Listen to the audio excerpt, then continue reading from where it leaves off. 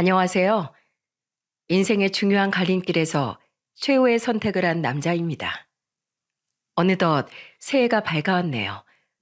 그래서 조용히 지난 해를 정리하면서 제 인생을 돌아보게 됐답니다. 40대 초반, 지금의 나이가 되기까지 정말 많은 일이 있었어요. 좋은 선택과 후회되는 선택까지 수없이 많은 선택이 지금의 저를 만들었다고 생각해요. 인생은 선택의 연속이라는 말이 있지 않습니까? 그래서 제가 한 선택 중에 최고의 선택이라고 할 수 있는 일을 사연으로 보내게 됐어요. 제가 했던 선택 중에 후회 없는 선택을 고르자면 바로 이혼이었습니다. 시작부터 이런 얘기를 하는 걸 보면 제 인생도 쉽지 않았겠구나 싶으시죠?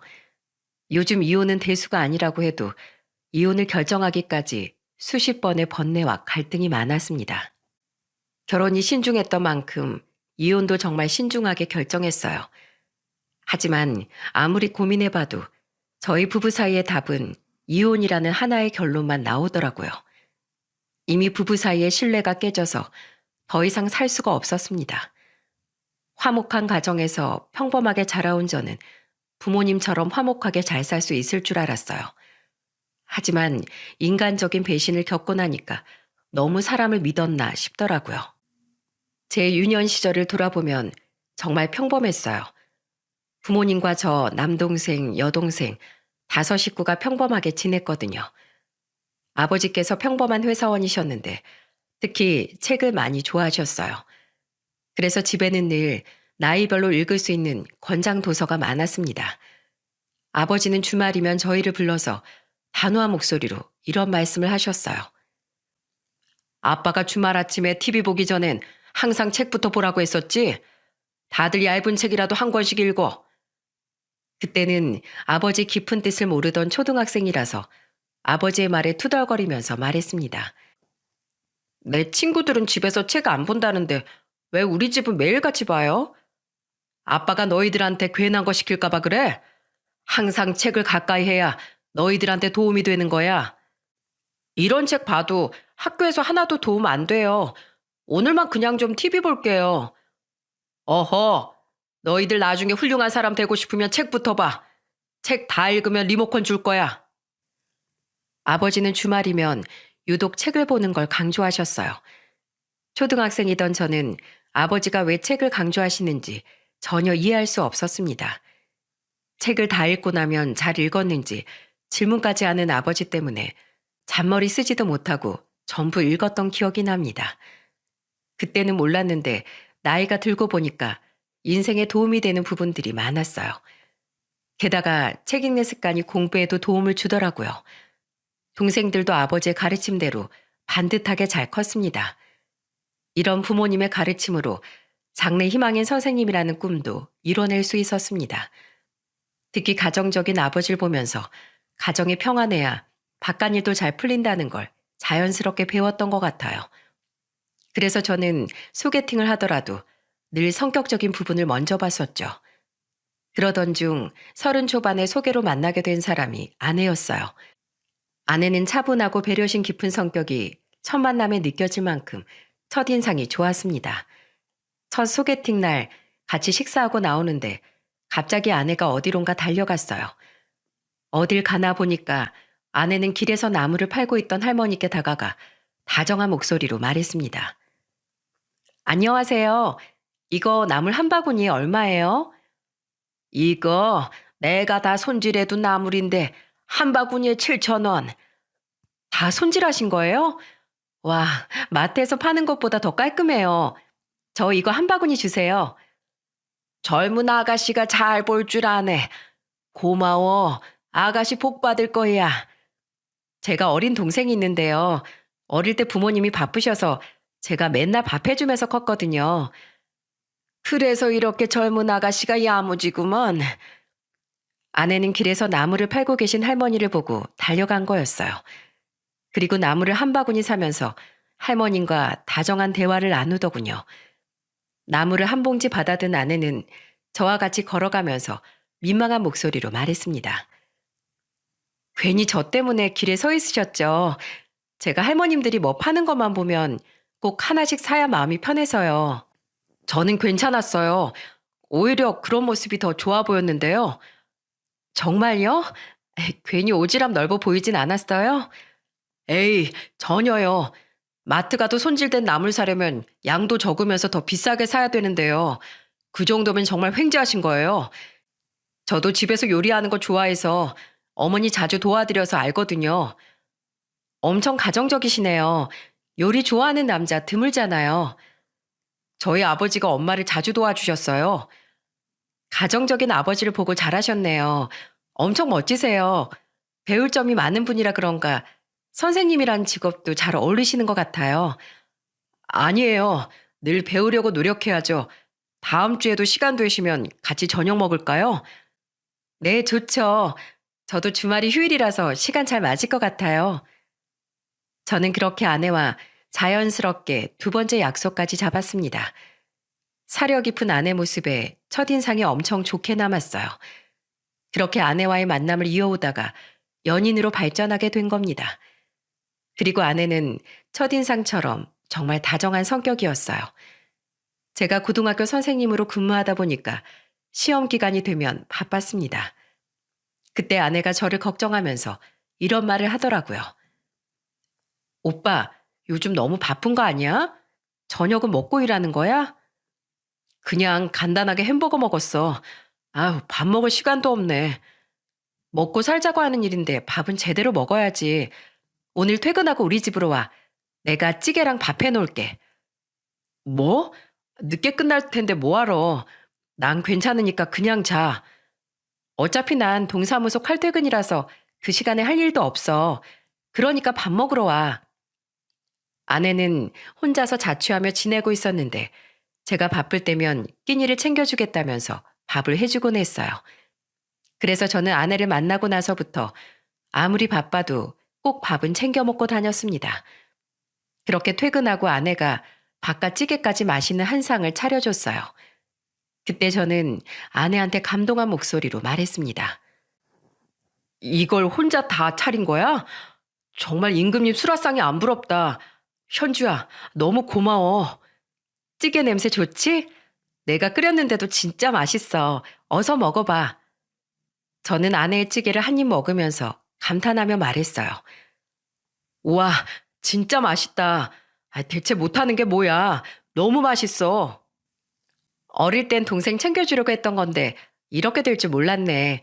난 결혼하면 보글보글 찌개 냄새 나는 집에서 살고 싶다. 어릴 땐 맨날 싸우는 소리만 듣고 컸거든. 정말? 현주 넌 항상 밝아서 그런 가정서가 있는지 몰랐어. 남들도 그런 말 많이 해. 난 세상 모든 아빠들은 술 마시고 노름하러 다니는 줄 알았다니까. 연애 1년 차가 됐을 무렵 저는 아내와 속 깊은 대화를 나눴었어요. 그때 아내한테 들었던 가정사는 정말 놀라움의 연속이었습니다. 특히 아내는 여동생과 6살 차이가 나다 보니까 혼자서 동생을 돌보는 날도 많았다고 했어요. 아내는 힘든 과거에 대해 허심탄회하게 털어놨습니다. 우리 엄마는 아빠 때문에 엄청 고생 많이 했어. 오죽하면 동네 사람들이 우리 엄만 전생에 아빠랑 원수진 사이냐고 할 정도였다니까. 동네 노름판에 우리 아빠가 한 번도 빠진 적이 없었는데 그 노름판 가려고 엄마를 얼마나 닥달했는데. 노름판을 다니셨다고? 어, 오빠네 집에선 상상도 못하겠지? 근데 세상엔 우리 아빠처럼 뻔뻔한 가장도 많아. 돈도 못 벌면서 맨날 집에 오면 식구들만 괴롭혔어. 밖에서 대접 못 받으니까 집에서 큰 소리 치고 사는 거지. 내가 생각해도 우리 아빠는 엄청 비겁해. 돈 없으면 벌어올 생각을 해야지. 왜 애꿎은 엄마를 닥달하냐고. 난 조금이라도 폭력성 있는 남자랑은 절대 결혼 안 해. 아내는 폭력적인 장인을 보고 자라서 그런지 욕설이나 폭력성이 있는 사람을 혐오한다면서 말했습니다. 그래서 저는 그런 아내를 위로해 주면서 따뜻한 목소리로 말했어요. 걱정 마. 내가 그런 과거는 생각 안 나도록 앞으로는 정말 당신 행복하게 해줄게. 나도 뭐 완벽하진 않지만 그래도 인간 대 인간으로 너한테 과거 같은 아픔이 없게 만들어주겠다고 약속할게. 오빠는 내가 믿지. 정말 그럴 사람 아닌 거 내가 잘 알아. 그러니까 우리 앞으로는 과거는 생각하지 말고 행복한 미래만 그리자고. 그렇게 말해줘서 고마워. 저는 아픔이 많은 아내한테 위로가 되어주고 싶었습니다. 그래서 아내한테 행복하게 해주겠다고 약속했어요. 그리고 저희는 연애 2년 차에 미래를 약속하며 결혼 준비를 시작했습니다. 하지만 아픈 과거가 있는 아내한테는 결혼 준비도 쉽지 않은 과정이었어요. 제가 아내와 결혼 준비를 할 때 이미 장인과 장모는 이혼한 상태였습니다. 하지만 이혼하는 과정에서도 장인 장모는 순탄치만 않았다고 했어요. 특히 아내는 장인의 만행을 알려주면서 울기까지 했습니다. 우리 부모님 이혼하기 전에 엄마가 아빠한테 맞아서 입원까지 했었어. 뭐? 입원을 하셨어? 어. 그때 아빠가 엄마가 장롱에 숨겨둔 돈 훔쳐가려고 난리도 아니었어. 엄마는 안 뺏기려고 아빠 막아서는데 아빠는 또 핫도판 가야 된다면서 엄마 밀치고 때리기까지 했었어. 저는 장인 장모의 자세한 이혼 과정을 듣고 입이 떡 벌어졌어요.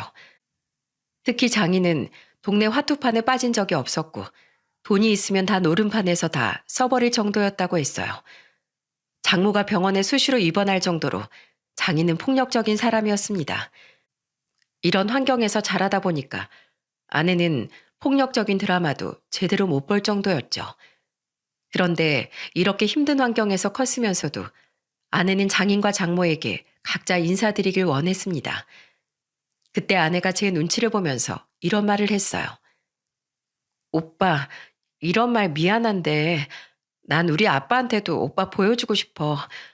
못난 아빠였군. 늘 힘들게 하는 아빠였지만 그래도 내 친아빠잖아. 내가 이렇게 좋은 사람 만났다고 보여주고 싶은데 오빠 생각은 어때? 솔직히 그동안 아내의 가정사를 전부 듣고 나니까 아내의 저런 생각이 놀랍긴 했어요. 하지만 아내의 뜻이 그렇다는데 제가 어쩔 수 있겠습니까? 그래서 저는 아내한테 덤덤한 목소리로 말했습니다. 네 생각이 그렇다면 당연히 인사드려야지. 이해해줘서 정말 고마워. 그러면 내가 따로 약속 잡을게. 장인이 돌아가신 것도 아니니까 인사드리려고 하는 아내의 뜻도 이해가 갔어요. 하지만 막상 장인한테 인사를 가니까 장인은 정말 제 선에서 이해할 수 없는 사람이라는 걸 느꼈어요. 그때 장인은 솔직히 말해 미친 사람인가 싶을 정도였습니다. 제가 처음 장인과 마주한 날 장인이 저한테 했던 말이 뭐였는 줄 아십니까? 식사 자리에서 혼자 술을 마시더니 저한테 장인이 이런 말을 하더라고요. 내가 우리 귀한 딸 얼마나 힘들게 키웠는지 알아? 자네 알면 깜짝 놀랄 거야. 첫째 딸이라 아주 금이야오기야 귀하게 키웠어. 네? 아, 뭘 놀래? 세상 어느 부모가 자식을 막 키우겠어? 그러니까 나한테 한 달에 딱 50만 원씩은 입금해 줄 수 있지? 나도 그 정도는 받아야 자식 키운 보답을 받는 거지. 자네도 보다시피 내가 직장도 없고 월세방을 전전하잖아. 장인은 이렇게 가난하게 사는데 사위가 좀 도와줘야지. 저는 장인의 말에 어안이 벙벙했어요. 세상에 이게 말이 됩니까? 이미 다 알고 있는데 뻔뻔하게 말하는 장인을 보면서 기가 막히더라고요. 그때 아내가 그런 장인을 보면서 소리치며 말했습니다. 아빠가 날 뭘 힘들게 키워. 여기 결혼 허락받으러 온 거 아니고 그래도 아빠니까 딸이 누구랑 결혼하는지 얼굴은 보여줘야 할 것 같아서 만든 자리예요. 그러니까 어서 밥이나 드시고 가세요. 뭐야? 그럼 지금 이깟 밥이나 먹자고 날 부른 거야? 이깟 밥이요? 아빠가 나랑 동생한테 해준 게 뭐가 있는데요. 맨날 노름에 폭력까지 휘두른 아빠 때문에 동네에서 제가 고개를 못 들고 다녔어요. 엄마가 뼈 빠지게 벌어온 돈 맨날 노름판에서 날렸잖아요. 뭐야? 이놈의 기집애가 다 지난 일을 뭐하러 들춰? 사위 앞에서 나 개망신시키려고 나왔어? 창피한 건 아세요? 그럼 사위한테 10원 한 장도 받아낼 생각 꿈에도 하지 마세요. 아빠 이러시면 다시는 아빠 보러 안 와요. 제가 말씀드렸죠? 그래도 아빠니까 한 번 얼굴은 보여드려야 할 것 같아서 제가 용기 내서 온 거예요. 돈이 필요하면 막노동이나 뛰어서 돈 버세요. 아시겠어요? 자식 키워놔도 소용없다더니 됐다, 됐어. 나도 필요 없어. 정말 그 순간 저는 이게 무슨 대화인가 싶었습니다. 장인은 밑도 끝도 없이 돈 얘기만 했거든요. 그래도 아내가 장인을 말리면서 일단락 된 줄 알았어요. 하지만 이건 빙산의 일각이었습니다. 결혼 준비할 때 어땠는 줄 아십니까? 장인이 제 번호를 어떻게 알았는지 저한테 하루에도 5통도 넘게 전화했던 적이 있었어요. 제가 전화를 안 받으니까 문자까지 남길 정도로 장인은 집요하게 저한테 연락을 해왔어요. 그래서 저는 결국 장인한테 전화를 걸게 됐습니다. 무슨 일 있으세요? 제 번호는 어떻게 하신 거예요? 우리 딸 핸드폰을 뒤져보니까 1번에 저장되어 있던데. 네? 휴대폰으로 몰래 보신 거예요? 지금 그게 중요한 게 아니야. 내가 지금 상황이 너무 곤란해서 자네한테 연락한 걸세. 무슨 상황이 곤란하신데요? 내가 월세하고 관리비를 못 내고 있어서 쫓겨날 판이야. 미안한데 100만 원만 보내주면 안 되겠나? 김서방, 우리 딸이랑 결혼하면 나도 부모나 마찬가지잖아. 그때 장인의 말에 저는 속으로 잘못 걸렸다 싶었습니다. 그리고 제 마음대로 장인을 도와주면 안 되겠다는 생각이 들었어요. 그래서 저는 침착하게 장인한테 말했습니다. 도와드리고 싶은데 제 마음대로 결정할 문제가 아닌 것 같습니다. 현주랑 상의해보고 연락드릴게요. 뭐? 현주? 자네 남자가 돼가지고 뭘 여자랑 상의하겠다는 거야? 현주한테 물어봐도 똑같을 거야. 그냥 좀 도와줘. 아니요. 제가 결혼 준비하면서 자금을 현주랑 같이 관리하고 있어서요. 상의하고 연락드릴게요. 제가 바빠서 이만 끊겠습니다. 저는 겨우 장인의 전화를 끊을 수 있었습니다. 장인과 있던 일을 아내한테 말하니까 아내는 놀라면서 말했어요. 우리 아빠가 전화했다고? 또 전화 오면 절대 받지 말고 그냥 차단해버려. 내가 진짜 아빠 때문에 못 살겠어. 내가 정말 미안해. 아니야. 그래도 너한테 상의는 해야 할 것 같아서 말한 건데 말하길 잘했네. 내 걱정은 하지 말고. 아내는 결혼 준비하면서 장인 때문에 스트레스가 이만저만이 아니었습니다. 그런데 장인은 이런 상황도 모르고 틈만 나면 제게 전화해서 이상한 요구를 하더라고요. 김서방, 내가 지금 몸이 너무 안 좋아서 그래.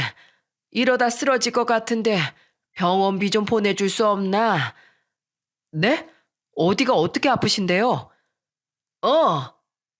그게 배도 좀 아프고 머리도 좀 아픈 것 같고 그냥 온몸이 아파서 그래. 아프다는 말에 제가 놀라서 어디가 아프냐고 묻자 장인은 얼버무렸어요. 그래서 저는 장인한테 단호한 목소리로 말했습니다. 아버님, 제가 아버님 전화를 왜 차단 안 했는지 아세요?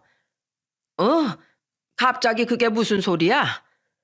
저는 아내가 장인어른을 저한테 인사시켜준 이유가 있다고 생각해요. 그 이유는 아무리 미운 아버지라도 친아버지니까 최소한의 예의를 지키고 싶어서라고 생각합니다. 그래서 저도 최소한 예의를 지키려고 차단을 안 한 거예요. 아예 안 보고 살 거라면 아내도 저한테 장인어른 안 보여줬을 겁니다. 그런데 딸 마음도 이해 못하시고 이러시면 어떡합니까? 내가 정말 아파서 전화한 거라니까. 그러면 병원부터 다녀오시고 영수증 보여주세요. 그럼 저도 도와드릴게요. 됐네. 내가 알아서 할 테니까 신경 끄게. 제가 이렇게 말하자 장인은 전화를 끊어버렸어요. 여러분들이 들으시기에도 이상하지 않습니까? 나중에 알고 보니까 아팠던 것도 아니었더군요. 그런데 제가 한 번의 고비를 잘 넘겼다고 방심한 사이 2번째 고비가 찾아온 겁니다. 한동안 저를 은행처럼 여기던 장인도 잠잠할 때였어요. 그러다 갑자기 걸려온 장인 전화에 허를 찔린 거죠. 그때 장인은 아픈 듯 전화로 이런 말씀을 하셨습니다. 김서방, 내가 오늘 공사장에서 일하다 이빨이 2개나 나갔어. 이거 임플란트를 해야 한다는데 나 정말 너무 힘든데 돈 좀 보내줘. 어쩌다가 그렇게 되신 거예요? 걸어가다가 넘어졌는데 글쎄, 이빨이 딱 부러졌지 뭐야. 나 진짜 사진도 보내줄 수 있어. 그때 장인은 정말로 넘어졌다면서 급기야 울기까지 했습니다. 그래서 저는 장인한테 침착하게 말했어요. 제가 다른 건 모르겠고 우선 식사는 하셔야 되니까 50만 원 정도 보내드릴게요. 이건 꼭 치료 받으셔야 돼요. 아시겠죠? 고마워. 정말 고맙네. 저는 그렇게 장인한테 돈을 보내드렸어요. 그런데 이런 제 성의에 장인이라는 사람은 어떻게 했는 줄 아십니까? 며칠 뒤 아내가 장인 생일이라고 약속을 잡았던 적이 있었어요. 그런데 소고기를 먹으러 온 장인이 고기를 못 먹는 거예요. 그래서 아내가 이상하다 싶어서 장인한테 물었습니다. 아빠, 왜 고기를 못 드세요? 그때 다쳐서 이 사람이 치료비 보냈다면서요. 아, 그게 동네 친구들이 화투를 친다길래 내가 거기서 돈 따면 내 치료비랑 사위한테 돈 갚을 것까지 벌 줄 알았지. 뭐요? 또 화투를 쳤다고요? 대체 왜 그래요? 사람을 대체 어디까지 실망시킬 건데요? 내가 아빠를 왜 챙기는 줄 알아요? 혼자 고독 쌓을까봐 챙기는 거예요. 그래도 딸로서 아버진 챙겨야 되니까 이러는 거라고요. 그런데 대체 왜 그러세요? 왜 아빠는 최소한의 아빠 노릇도 못하냐고요? 노름에서 집안 거덜낸 것도 부족하세요? 아빠 더 이상 나나 우리한테 손 벌리지 말아요. 알았어요?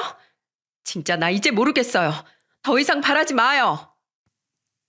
그렇게 아내는 장인 생신을 챙겨주려다 더 큰 실망감만 아는 채 자리를 박차고 나가버렸어요.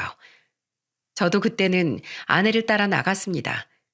밖에 나가보니까 아내는 주저앉아서 울고 있었어요. 난 그래도 최소한 사위한테는 안 그럴 줄 알았어.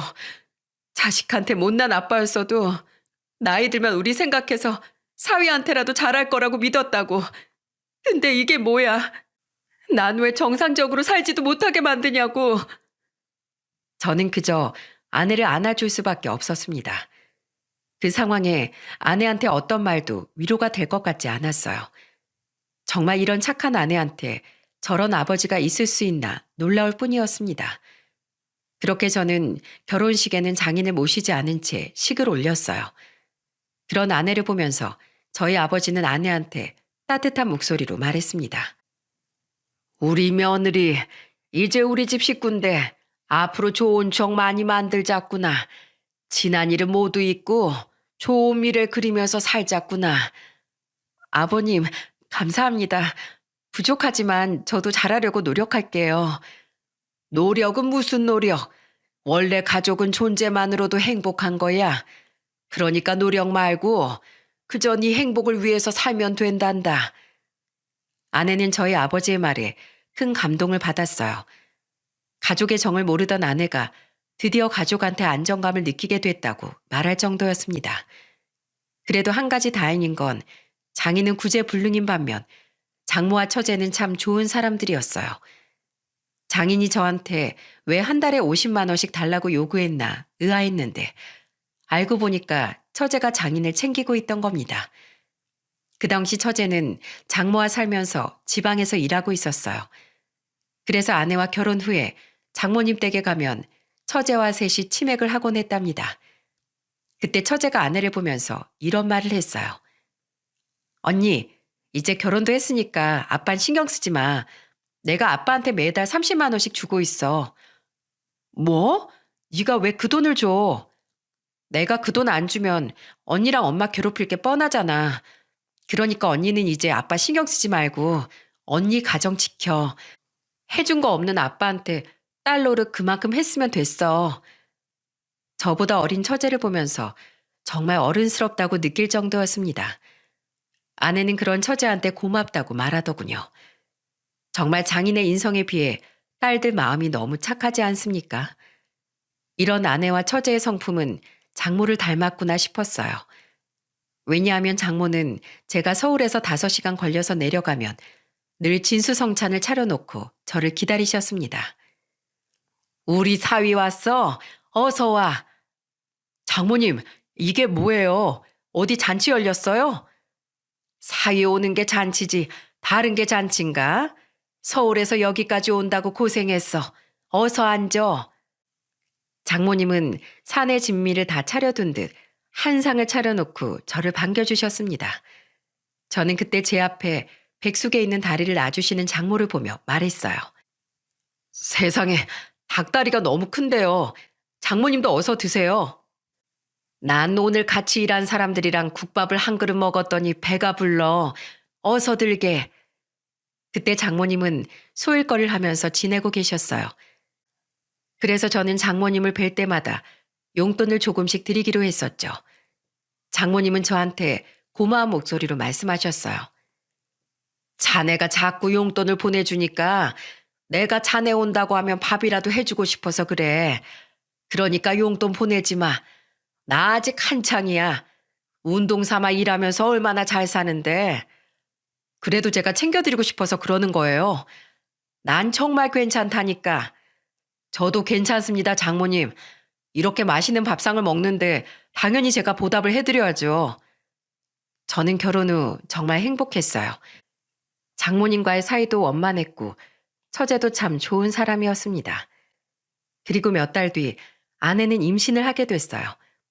아무래도 친정이 멀다 보니까 저희 어머니가 아내를 딸처럼 챙겨줬습니다. 그때 어머니가 아내한테 임산부를 위한 영양제를 챙겨주며 말씀하셨어요. 이거 임산부들이 많이 먹는 거라니까 꼬박꼬박 먹어. 어머님, 이거 저 주시려고 사오신 거예요? 네가 친정이 멀어서 친정엄마도 자주 못 볼 거 아니야. 여자들은 임신했을 때 엄마가 얼마나 보고 싶은데 앞으로 날 엄마다 생각하고 말해. 알겠지? 네, 어머님. 이렇게 저 생각해 주셔서 정말 감사드려요. 아내가 혼자서 외로울까봐 저희 부모님들이 살뜰히 챙겨줬어요. 그리고 그 무렵 저희 부부는 전세를 전전하다가 처음으로 대출을 받아서 내 집 마련을 했습니다. 그리고 저희가 입주하고 몇 달 뒤 처제가 서울로 이직을 하게 된 거예요. 그때 아내가 저한테 진지한 목소리로 말했습니다. 여보, 우리 방 하나 남잖아. 그 방에 내 동생 지내게 해주면 어때? 내 동생 서울에 일자리가 생겼다고 해서 이제 올라올 것 같은데 여자 혼자 지낼 곳이 마땅치 않아서. 처제 드디어 이직하는 거야? 아이, 처제면 나도 괜찮지. 서울에서 여자 혼자 지내기 위험하잖아. 당신 동생인데 내가 거부할 이유가 뭐가 있어. 고마워. 나도 좋은 방 하나 구해주고 싶은데 당신도 우리 집 사정 알잖아. 미안해. 괜찮아. 처제면 내 동생이나 마찬가지야. 그렇게 저는 처제와 합가를 하게 됐어요. 제가 그동안 지켜본 처제는 정말로 어려운 환경에서도 꿋꿋하게 열심히 사는 사람이었거든요. 처제가 빈방에 지내기 시작하면서 통장에 처제 이름으로 매달 30만 원씩 입금되는 겁니다. 그래서 저는 처제한테 물어봤어요. 처제, 지난달은 내가 그러려니 했는데 이번 달에 또 돈을 보낸 거야? 뭐하러 보내? 저도 염치가 있지. 공짜로 지내는 건 싫어요. 이렇게 좋은 집에 방 한 켠 내준 것만으로도 감사해요. 아이, 그러지 말라니까. 이래야 제가 마음이 편해서 그래요. 그러니까 그 돈으로 언니하고 맛있는 거 사드세요. 내가 못 산다, 못 살아. 이거 다 모아서 처제 시집 갈 때 다시 줘야겠다. 나중에도 안 받을 건데요? 제가 괜찮다고 해도 처제는 한사코 월세를 보내왔어요. 그러면서 처제는 집안일도 도맡아 할 정도로 깔끔했습니다. 아내가 임신한 상태라 그런지 처제는 청소도 혼자서 척척 해내더라고요. 그러다 아내가 첫 아들을 낳았을 땐 아내가 손 하나 까딱하지 않을 정도였습니다. 게다가 처제가 유독 아이를 좋아해서 아내가 아이를 돌보는 것도 많이 도와줬어요. 그래서 저는 처제와 지내는 게 전혀 불편하지 않았습니다. 그런데 그렇게 단란하게 잘 지낼 무렵 처제한테 사건이 생긴 거예요. 처제가 서울에서 처음 사귄 남자친구가 한 명 있었는데 얘기를 들어보면 좀 이상한 사람 같았어요. 그때 처제가 남자친구에 대해 이렇게 말했거든요. 형부, 그 사람이 좋긴 좋은데 술만 먹으면 사람들한테 막 쌍욕을 해요. 저번엔 의자까지 던지려고 했다니까요. 뭐? 의자를 왜 던져? 설마 처제한테 그러는 거야? 아니요, 그건 아닌데 이유가 너무 황당해요. 식당에 갔는데 식당 아주머니가 자기를 무시했다고 막 욕을 하는 거예요. 뭐야? 진짜 이상한 사람이네. 처제, 그런 사람 만나지 마. 나중에 처제한테도 함부로 하면 어떡해. 그래서 저도 심각하게 고민 중이에요. 그때 처제는 이별을 고민할 정도로 고민이 큰 것 같았습니다. 그러다가 처제는 결국 고민 끝에 이별 통보를 했다고 하더군요. 그런데 여러분, 요즘 데이트 폭력 심한 거 아시죠? 저는 퇴근하고 집에 오다가 아파트 정문에서 어떤 여자가 소리를 지르길래 달려갔어요. 그런데 그곳에는 처제가 어떤 남자한테 위협을 받고 있는 겁니다.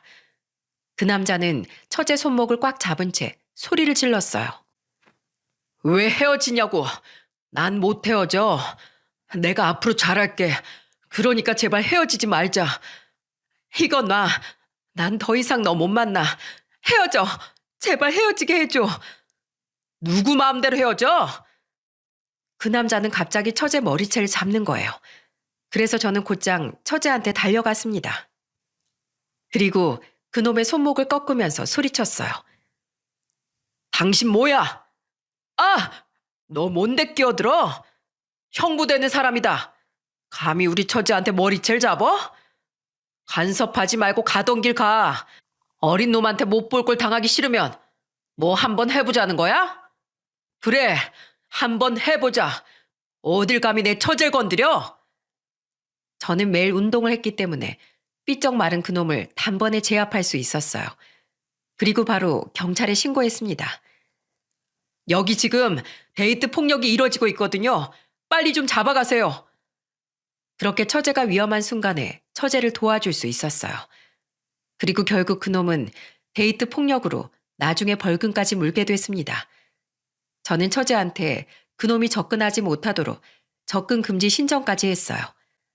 그래도 처제는 한동안은 정신적으로 많은 충격을 받아서 회사에 휴가까지 내고 아무것도 할 수 없었습니다. 그래도 그 사건을 기점으로 저는 처제와 돈독하고 좋은 관계를 더 유지할 수 있었어요. 처제와 정말 한 가족처럼 가깝게 지냈습니다. 그러다 보니까 어느덧 3년이라는 시간이 더 흘러 있었고 아내는 둘째까지 낳았죠. 육아 휴직을 내고 아내는 집에서 3살 아들과 이제 막 돌진한 아들을 돌보고 있었어요. 저는 모든 게 완벽하다고 생각했어요. 그런데 언제부턴가 아내가 좀 이상하다고 느껴지기 시작했습니다. 첫째 아들이 아파트에 있던 어린이집을 다니고 있었는데 퇴근하고 오면 아내는 늘 집에 없었어요. 그래서 텅 빈 집을 보면서 아내한테 전화해보면 아내는 아무렇지 않은 목소리로 말했습니다. 나 여기 잠깐 친구네 집에 놀러 왔어. 벌써 시간이 이렇게 된 줄도 몰랐네. 친구 누구네 집? 미연이라고 왜 있잖아. 걔도 이 근처 살거든. 시간도 이렇게 됐는데 나 밥 먹고 들어갈게. 오늘만 좀 혼자 챙겨 먹어. 애들 밥 시간 때문에 어쩔 수가 없다. 알겠어. 언제 오는데? 한 9시까진 들어갈 테니까 걱정하지 마. 그때 아내는 친구네 있다가 시간 가는 줄 몰랐다고 말했어요. 하지만 아내는 그날 이후로도 자주 집을 비웠습니다. 그때마다 전화해보면 아내는 뻔뻔한 목소리로 말했어요.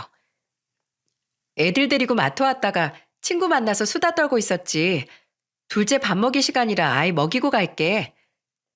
저는 그때도 아내가 혼자서 애들을 돌보는 시간이 기니까 답답해서 친구를 자주 만난다고 생각했어요. 아무래도 같이 육아하는 친구와 통하는 게 더 많을 것 같았습니다. 하지만 정말 이상했던 건 아내가 휴대폰을 못 만지게 한다는 거였어요. 가족들끼리 밖에서 밥을 먹고 있는데 첫째가 울길래 아내 휴대폰으로 영상을 보여주려고 했었죠. 그런데 제가 아내 휴대폰으로 손을 뻗자 아내는 소리치며 말했어요. 뭐야 당신? 왜 남의 핸드폰을 만져? 애가 우니까 영상 좀 보여주려고 그랬지. 뭘 그렇게 정색을 해? 그럼 당신 핸드폰으로 보여주면 되잖아. 난 애들이 뭘 보는지 모르니까 그렇지. 아니 근데 뭘 또 그렇게 정색을 해? 내가 놀라서 그래. 요즘 개인정보가 얼마나 중요한데 남의 핸드폰을 함부로 만져. 저는 그때 아내의 반응이 너무 당황스러웠어요. 결국 보다 못한 처제가 자신의 핸드폰을 켜서 아들한테 영상을 보여주더군요. 그래서 아내가 좀 이상하다 싶었죠. 그런데 이런 의심이 확신으로 다가오고 만 거예요. 어느 날 처제가 저한테 진지한 목소리로 말했습니다. 형부, 저랑 밖에서 술 한잔 해요. 그때 저를 부르는 처제 목소리를 듣고 고민이 있구나 싶었어요. 그래서 아내가 애들을 봐준다길래 저는 처제와 둘이 집 앞 호프집으로 갔습니다. 그런데 처제가 한동안 말없이 술만 마시더니 술이 좀 올랐을 때 저한테 충격적인 고백을 했어요. 형부, 언니 믿지 마세요. 사실은요, 제가 진짜 많이 고민해 봤는데요. 이건 말해야겠어요. 아무래도 언니 남자 생긴 것 같아요. 뭐? 다짜고짜 그게 무슨 소리야? 제가 집에 있을 때 안방에서 언니가 자기 하면서 통화하는 목소리 다 들었어요.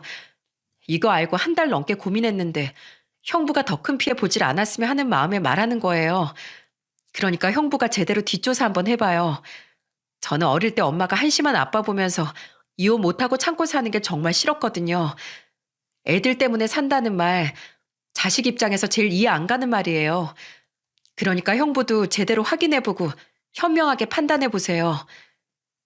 처제는 진심으로 절 생각해서 어려운 사실을 말해준 겁니다. 그날 처제의 말에 저는 밤잠을 설쳤어요.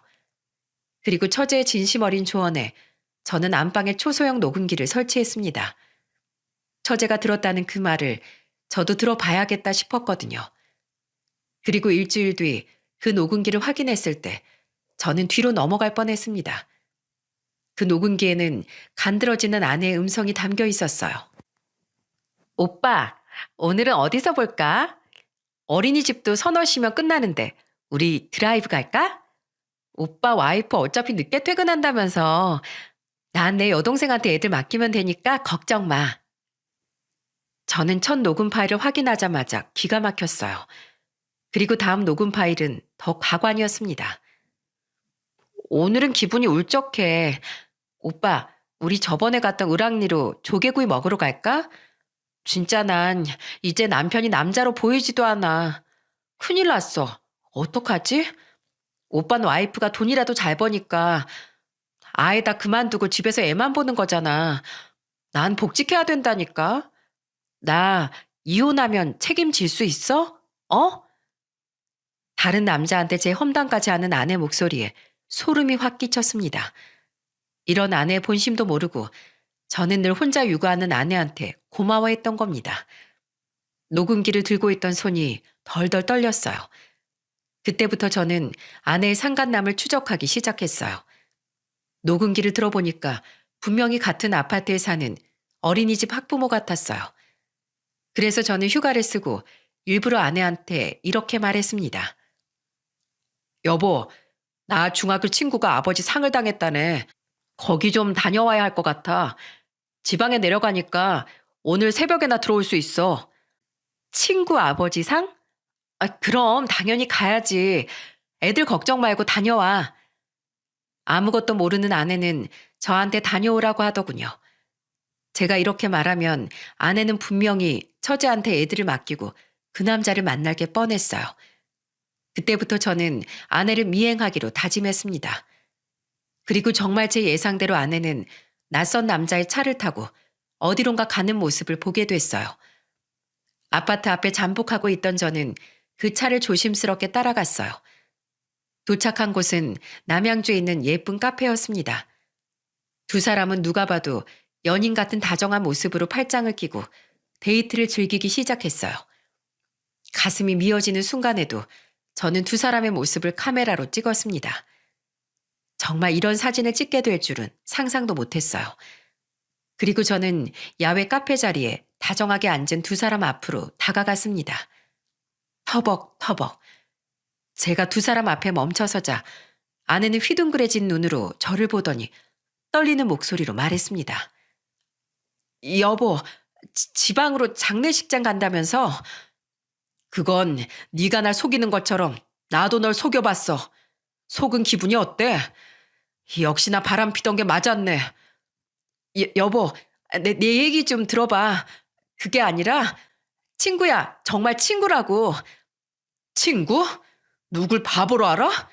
친구끼리 팔짱 끼고 다정하게 웃으면서 이렇게 딱 붙어서 연인처럼 행동한다고? 그게 아니라 잠깐이야. 부부들 다 잠깐씩 바람 난다고 하잖아. 웃기지 마. 내가 정말로 다른 여잔 몰라도 당신만큼은 믿었어. 세상에 다른 사람은 다 바람나도 당신만큼은 아닐 거라고 믿었다고. 근데 날 이렇게 배신해? 간통죄 없어졌다고 둘이 이러는 거야? 내가 니들 가만 안 둘 거야. 아내는 손을 덜덜 떨면서 제 앞에서 눈물을 흘렸습니다. 그 와중에도 상간남은 벙진 표정으로 서 있더군요. 그때 저는 상간남을 보면서 소리쳤습니다. 가정 있는 사람이 그러고 싶냐? 너 딸도 있다면서 그런 놈이 유부녀랑 바람을 펴? 야, 네 와이프는 너 이러고 돌아다니는 거 아냐? 사장님, 죄송합니다. 와이프 귀에 들어가면 저 죽어요. 제발요. 죄송할 짓을 하지 말았어야지. 너 들어보니까 집에서 노는 백수라며? 내가 너 가만 안 둘 거야. 가정을 배신하면 어떤 세상이 펼쳐지는지 제대로 보여줄게. 상간남은 제가 본처한테 폭로하겠다고 하니까 저한테 울며 애원했어요. 알고 보니까 상간남은 와이프가 개인 사업하는 능력 있는 사람이었죠. 그래서 상간남은 집에서 딸을 키우면서 아내 돈으로 놀고 먹던 백수였던 겁니다. 세상에 이런 배신자들이 또 있을까요? 그렇게 집으로 돌아왔고 아내는 집에서 대성통곡을 하면서 말했습니다. 여보, 내가 정말 죽을 죄를 지었어. 미안해. 어떻게 하면 나 용서해 줄래? 나 다시는 그 사람 안 만날게. 나 정말 당신 없이 못 살아. 야, 넌 내가 우습냐? 내가 그동안 네 사정 다 봐주고 이해해 주니까 이런 거지 같은 상황도 이해해 줄 것 같아? 짐승도 누울 자리를 보고 다리를 뻗는다고 했어. 넌 사람이 왜 그러냐? 너 같으면 이 결혼 생활이 유지될 수 있을 거라 생각해? 그래도 우리 애도 둘이나 낳고 살 정도로 사랑했잖아. 여보. 난 이미 너랑의 신뢰가 바닥났어. 내가 너 이상하다 싶어서 조사해봤으니까 다행이지. 그냥 내가 넘어갔으면 평생 속을 뻔했다는 게 더 화가 나. 나는 너 절대 용서 못해. 그리고 너 같은 여자랑 애들 절대 못 키워. 저는 일부러 처제가 알려줬다는 사실은 말하지 않았어요. 그래도 혈연관계인데 제가 그 사이를 망칠 순 없잖아요. 그래서 저는 처제가 알려줬다는 사실은 비밀로 한 채 아내와 이혼을 진행했습니다. 상간남한테도 위자료 소송을 걸었고 제가 고소하자 상간남의 집안도 발칵 뒤집힌 겁니다. 결국 그 남자도 이혼을 당하고 만 거죠. 저도 아내한테 이혼 소송과 위자료 소송을 걸었어요. 이런 식으로 배신을 한 여자하고는 결혼 생활 유지할 수 없다고 판단한 겁니다. 그러자 아내는 어땠는 줄 아십니까? 자기는 능력이 없다면서 양육권을 다 포기한 겁니다. 어떻게 애들을 책임지려는 노력조차 안 보일 수 있는지 실망이 컸어요. 그래도 모성애는 있는 사람인 줄 알았는데 제가 사람을 한참 잘못 본 겁니다. 결국 소식을 들은 장모님께서 저한테 전화를 하셨더군요. 김서방, 내가 미안하네. 내가 다 애를 잘못 키운 죄야. 다 내 죄세. 날 원망하게나. 아닙니다. 장모님 그동안 감사했습니다. 내가 자네 같은 사위 잠시나마 얻어서 고마웠어. 내가 자네한테 너무 미안하네. 장모님은 그렇게 한참을 울면서 저한테 사과하셨어요. 결국 그렇게 저는 아들 둘을 데리고 이혼을 하게 된 거죠. 그리고 아내와 이혼하면서 살던 아파트도 내놨어요. 처제가 집을 떠나기 전에 저한테 한마디를 했습니다. 형부, 미안해요. 그리고 형부라고 부를 수 있는 시간 동안 저한테 참 멋있고 듬직한 사람이었어요. 끝은 비록 이렇게 됐지만 그 시간만큼은 잊지 않을게요. 형부는 좋은 사람이니까 우리 언니 있고 좋은 사람 만나서 새 출발하세요. 처제도 좋은 사람이야. 그러니까 이상한 놈 만나서 고생하지 말고 좋은 사람 만나서 행복하게 살아. 저는 처제와 마지막 인사를 나눴습니다. 그렇게 해서 제 결혼 생활은 끝이 난 겁니다. 전 아내는 이혼하면서 동사무소도 그만뒀다고 들었어요. 그래서 지금은 어디서 뭐 하는지 소식을 전혀 모릅니다. 처제 같은 경우에는 작은 원룸을 얻어서 출퇴근을 하고 있다고 들었어요. 그리고 가끔씩 조카들 잘 있냐고 안부 전화를 하더라고요. 일부러 아내 얘기는 하지 않는 것 같습니다. 지금 아이들은 제 어머니께서 돌봐주고 계세요. 너무 일찍 엄마를 잃은 아이들한테 너무나 미안한 마음만 큽니다. 그래도 제가 아이들한테 떳떳한 아빠가 되어주려고 노력하고 있어요. 제가 이렇게 사연을 보내게 된 이유는 좋은 가족에 대해 말하고 싶어서였습니다. 가족은 한 명만 잘한다고 해서 좋은 가족이 된다고 생각하지 않아요. 가족도 작은 공동체라고 불리는 집단이지 않습니까?